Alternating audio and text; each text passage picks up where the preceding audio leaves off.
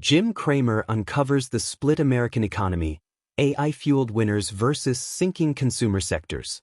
Learn how high interest rates are crushing housing, autos, and retail, and why tech is the only engine driving growth. Right now, for example, Intel, a once great semiconductor company that's been left behind by the AI revolution, needs money to get back in the game. Does it turn to a bank? Whoa. No. It's said to be turning to a company much better than a bank. It's turning to Apple. Now, it's not clear at all whether this is really happening. I want people to take a breath here because, there's been no confirmation from either side, and I've been working to try to confirm it for about 48 hours. But it's natural to think that a distressed tech company like Intel would be seeking funds from Apple. Yes, Apple's just that rich, and it's committed to investing $600 billion in the United States. So why wouldn't some of that go to Intel if it asked?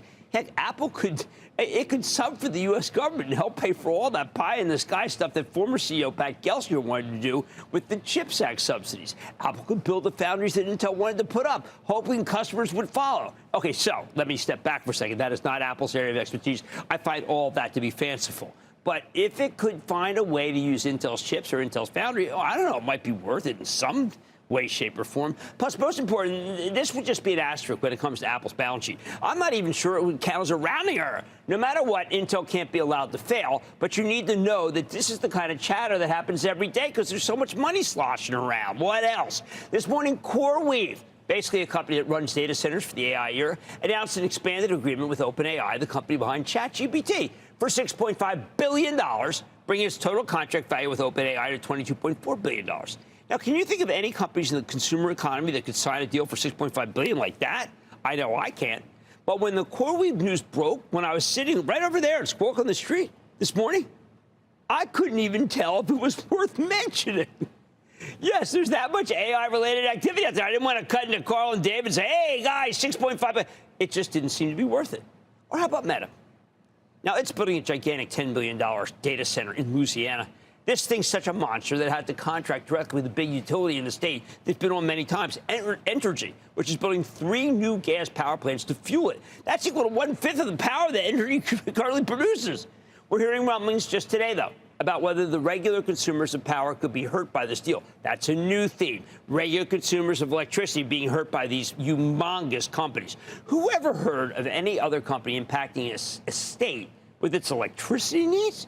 But these data center behemoths put so much stress on the grid these days that fighting them, well, let's say that we're going to be hearing about fights between consumers and tech for a long time. All right, now let's deal with the other side. Let's deal with the so-called regular economy. I have to tell you, it is rough out there, really rough. This morning we got results from CarMax. Oh, my. The country's largest used car dealer. They were awful, causing the stock to plunge 20%. Sales were 6% below Wall Street expectations. There was an incredibly weak unit volume. Profit per car was below expectations. Big loan losses, too. Every line was suboptimal. What could help CarMax make the numbers? Well, you know exactly what. A bunch of rate cuts. Their customers need lower rates as auto loans are priced off the shorter end of the yield curve, mainly 2- and 3-year rates, ones that would come down if the Fed keeps cutting interest rates. CarMax is a very good operator, by the way, but unless rates come down substantially, I think things will only get worse for this company. People think it's a dog. It's not. Or consider KB Home, one of my favorites, excellent home builder. Plenty want to coming up later in the show. It's literally choosing to build fewer homes because it knows it's going to have a hard time selling them. Interest rates are incredibly important to the home builders, and KB Homes doesn't mince words. Rates are simply too high. Now, you could argue that mortgages are priced off the long end of the curve, 30 years. That's the bond market that's in play, not the Fed. But if the Fed could take rates down substantially, then banks could offer customers a short-term teaser rate. I bought one of those when I first got out of law school. That might breathe some life into this industry. We need more homes built because housing punches above its weight in the U.S. economy. As it's connected to so many other industries, practically everything in the languishing pre-AI economy starts or is connected to housing. Finally, there's Starbucks. which today announced that they were laying off 900 corporate workers, as they also told us they'd be shrinking their North American store count by 1% this year. It's $1 billion restructuring plan. It's meant to make Starbucks more profitable. You could argue that this could have been done at any time, but I think Starbucks is part of the real economy. And the real economy, it stinks. I remain very bullish, though. I think CEO Brian Nichols' plan to get Starbucks back on track is terrific. And I advise members of the CNBC Investing Club in our morning meeting streaming show, do some buying. Buy. It's going to send the earnings up, not down. Autos, housing, retail, these are the foundation of our economy. You'd think these groups would be growing well with 3.8% GDP growth in the second quarter. This is the pace we learned about just this morning.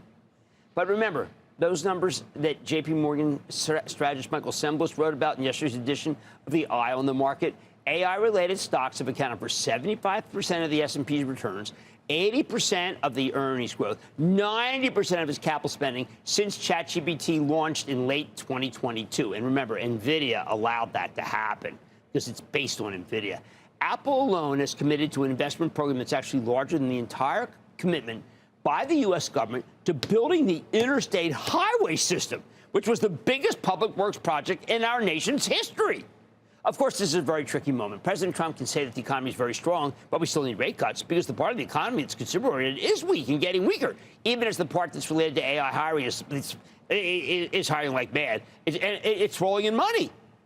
One thing's for certain. Without rate cuts, we aren't going to get more homes because some of the largest home builders, like KB Homes, would rather just buy back stock than build homes. We know the CarMax used car weakness isn't just going to stay with used cars. It'll be new cars, too.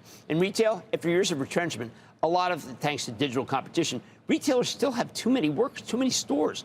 Only an outfit like Walmart, which has the same scale as Amazon or Costco, can compete without worrying about its balance sheet. Oh, and by the way, Costco reported this very evening. The numbers were fine. Costco does not trade like other companies. We kind of knew how they were doing. Not enough catalyst. That's why it's weaker. Now, I know it sounds crazy to suggest that we need rate cuts when prices are still elevated, often in self-inflicted ways, I think tariffs, and we have a very strong 3.8% GDP growth. But the strength is in tech, and there's just not much intersection between tech and the day-to-day life of our workforce or our lives, except maybe with cell phones. Here's the bottom line. The writing is on the wall for a big chunk of the economy if we don't get more rate cuts. Things are going to keep sinking. The other part, the AI part, is totally indifferent to rates. Most of these companies will never need to raise money. Even if they do, it seems like they just sell equity to their deep-pocketed business partners. High rates for them just means higher returns because they have so much cash earning interest more than any time in financial history. Patty in New Jersey. Patty. Hi, Jim.